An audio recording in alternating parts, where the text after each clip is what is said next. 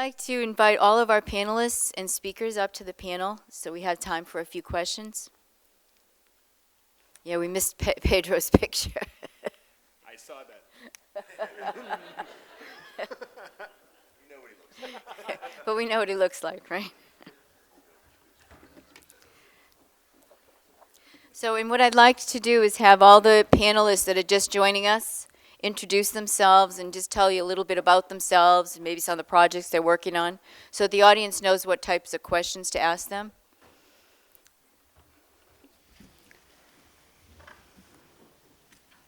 You want to start down there? So we have a mic, and so please use the mics when you're speaking because this is being recorded so that for the online session that people can hear the questions and the answers.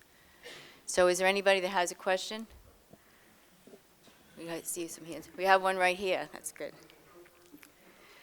Oh yes, let's do the intros first. I'll go first. Okay. So Mike Moody, I work for BASF. I work in a group, technical expertise for automation and process control, and our overall organization supports everything from field instrumentation to MES and digitalization. And so is that all I'm supposed to say now or more? You know, just short, but Okay, yeah, that's good for if now. that's enough. I'm Brad Mozeshek. I work with Wood in the Applied Intelligence Division. We've been working with Shell to help leverage some of these technologies, to develop these programs, figure out different ways to work together. I'm also, in that role, one of our automation SMEs and the OPA program manager at Wood within our Center of Excellence there. So, And hi, Tom Kurtz with SAP. When I'm not Pedro's booking manager for his other speaking engagements, I'm in solution management with SAP, so specifically in our supply chain area around asset and field service management.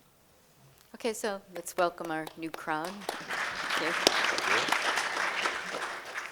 you. Okay, so I guess we can start with our first question, which is over here.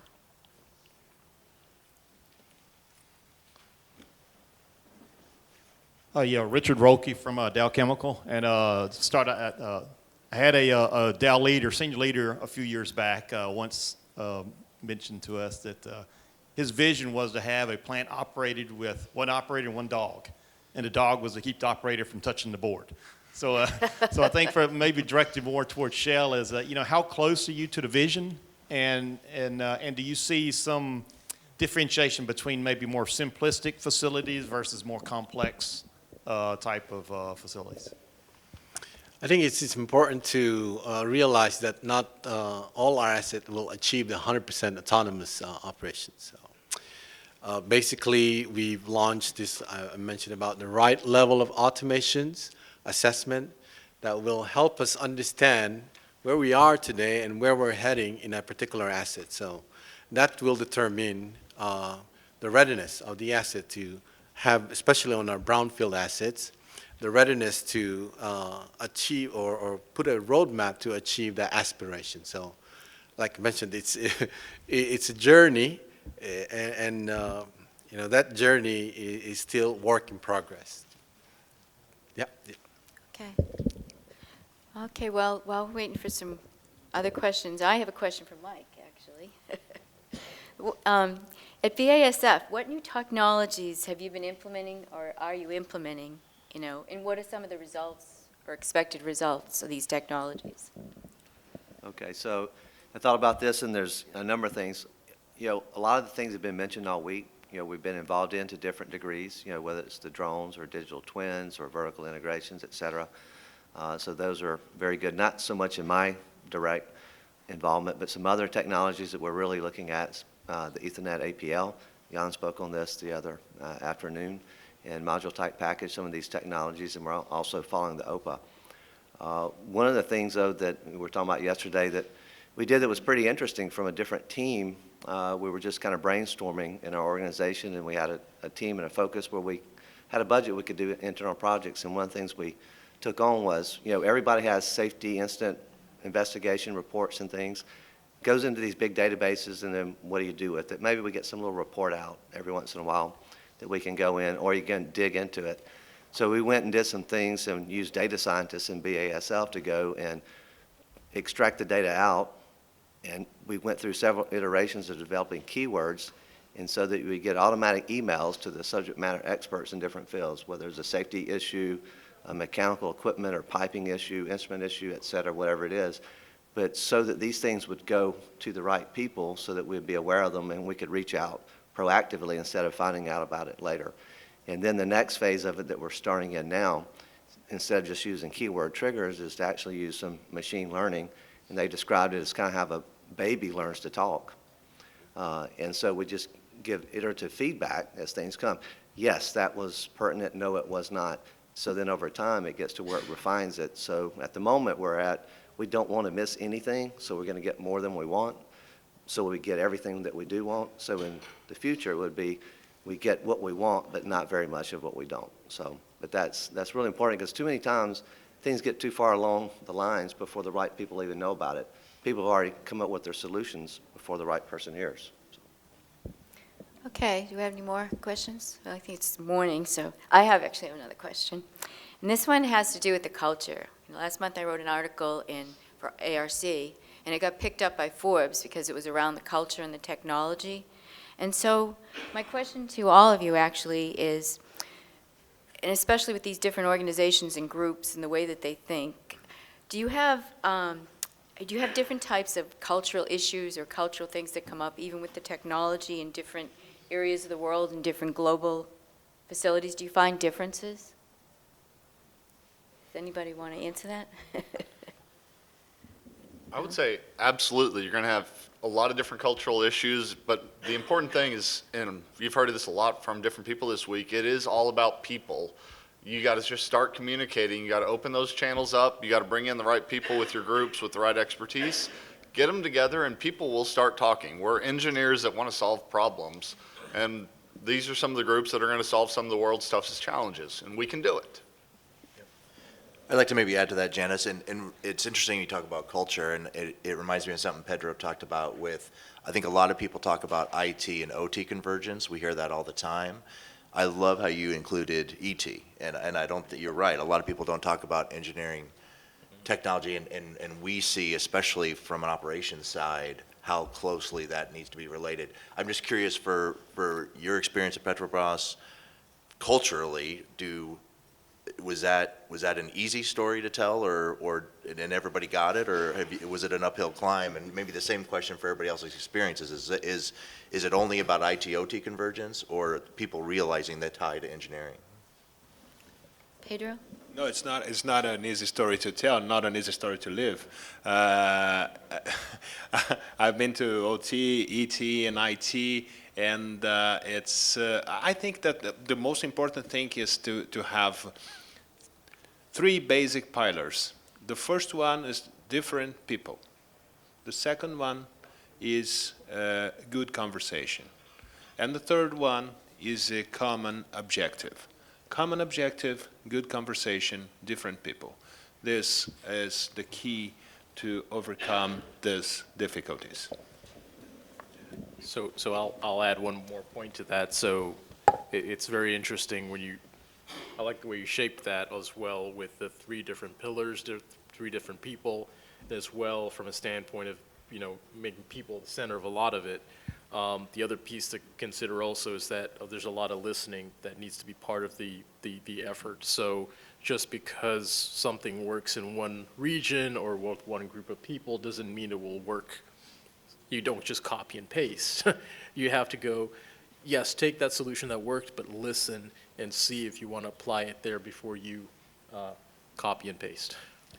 If I could add to that, part of that is also a regulatory requirements. Yeah. So in GOM or in deep water in GOM, it has a different, the regulatory requirements compared to any assets in Australia or Malaysia, anywhere around the world. Yeah. Okay, well, I think we have, unless, do you want to comment? I just make Yeah. one quick comment. Don't forget that the cultural difference is not just regionally, but the size of the plant. We have a 35,000 employee plant in Ludwigshafen, and we have plants with like 30 people in parts, so completely different culture. So I think we have another question right here. Yeah, thanks for this. My name is Sash. I'm working in Saudi Aramco. I had a similar presentation about MOM, or IMOM, as we call it, and MES. IMOM being Integrated Manufacturing Operations Management System. I just wanted to find out about your experience with the benefits tracking and utilization tracking for the MOM technologies. And because there's a lot of high numbers out there, which we've been held to account for, right? By system, by site, by asset. So I just want to, if any of you could just provide some insight on that, please. Anybody want to take that? I'll be brave.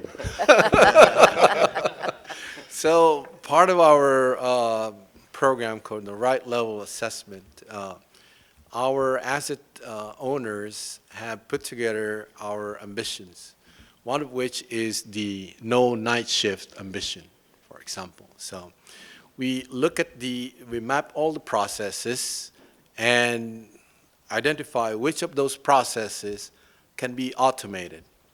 And from that automations, we look at how much will we save from that.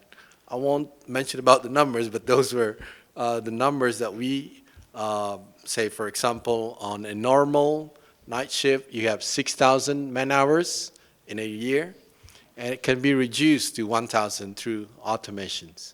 That's what we found in our initial assessment on automating our assets to an ambitions of no night shifts. And that also reduces loads or increases safety in our operations and making our asset performance more, increases our asset performance. Okay, so I guess we have time for one quick question. This gentleman in the front. Yes, Michael Hoteling from ExxonMobil. It's good to see that from an industry standpoint, a lot of common themes. I guess just to be a little thought-provoking, when we talk about IT/OT, we're talking about an aftermarket in terms of buying or applying sensors to release information. Have you seen any, in your experiences, any cases where, quite frankly, hardware is coming with sensors embedded on it in an open agnostic format that plugs and play into your environment? Kip? So I can start. This is where, and I appreciate the comment again, the ET element, right? So as we're deploying sensors with our existing assets, we're also taking those learnings, and as we're, bring our brownfield, greenfield assets to bear, make sure we're incorporating those technologies in and working with the vendors, working with engineering companies to say, hey, we would like the capabilities. So for example, my new plants, they're designed for people. How could they be designed differently to consider the fact that I'm going to have drones there now? How can I have considerations to make sure that, okay, I'm going to want to have site-wide wireless? So those are big considerations from that standpoint. Does anybody else want to add to that? Well, what I'd like to do now is I'd like to, first of all, thank all of our speakers and panelists. But before I do that, I'd like to ask them all to give the audience one key takeaway from the session that they'd like to tell you before you go. So I guess we can start with you, Mike. I think remember the end user and how whatever you do applies to them and impacts their life, especially while there are end users out there, right? So because that's going to be huge. Kip? Sure. Take time to look at the technology, whether it's through forums like this or working in different other endeavors, but just make sure you have that time to ingest and absorb the technology, because it's really changing. There's a lot of changes going on out there. So if you don't have the time to do that, you'll just end up applying whatever is, again, comes top to mind. Brad? I think mine would be work to understand the problem. Don't go searching for solutions to something that doesn't necessarily need a solution. Figure out what's wrong and attack it from those fronts. Robert? I think we have to look at it as a people, process, and technology perspective and look at the changes in all those three facets. And for that changes, understand the as is and where you're having or to be processed, so that you're not looking at the technology front, you're looking at how the changes are affecting the needs of the capabilities of all our assets. Tom? Really, it's a similar theme to what we just heard in the last couple of speakers. I think I go back to one of the bullets Pedro had, which was strategy leads to the processes, eventually to the technology. And I think I'd even add people to that per your comment and per some of the other comments. So it is not useful to spend a lot of time, effort, and dollars on implementing technology when you don't fully understand why you're doing it and what it's for in terms of process automation. So that would be my takeaway. Pedro? Mine is there's no digital transformation without data. There's no data without standards. So I'm going to make myself a T-shirt, let the data flow. Okay? I agree. It is all about the data. So anyway, what I'd like to do is I'd like to thank everybody here, thank their companies, Dow, Shell, Petrobras, BASF, Wood, and SAP. So thank you very much, everybody, for coming. Great audience, great speakers.